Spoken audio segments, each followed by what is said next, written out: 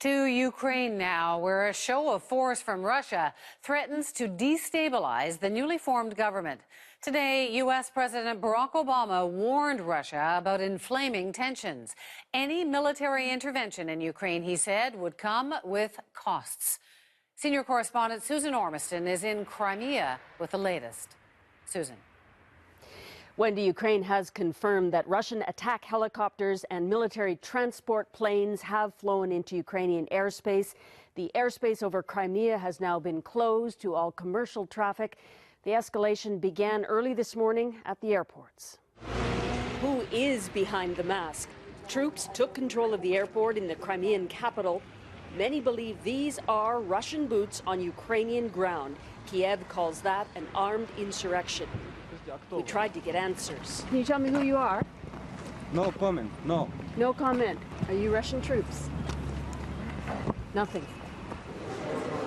Most flights weren't disrupted. Travelers not alarmed. Нет. No, they don't bother you. Nope, everything's super, he says. Отлично, супер. But this was just one action in a widespread movement of troops and ships. Military troops, non-Ukrainian, took over another airport, blocked a Ukrainian naval base as choppers flew into South Crimea. A Russian warship blocked border ships in Sebastopol, where Russia has a large naval base. Each day now here in Crimea, Russia, or those sympathetic to Russia, are making a stand at the airport, at the port, at the parliament, sending a message to Kiev that it won't stand by and let the government proceed peacefully. Kiev convened an emergency meeting and called on the UN Security Council for help. It's a total violation of the laws governing the presence of foreign forces on Ukrainian territory, said one MP. Then it was the Yanukovych hour. The deposed president, wanted in Ukraine, spoke from Russia, claiming the Kiev government is illegal and that America and the EU are to blame for the crisis because of their support for the protest.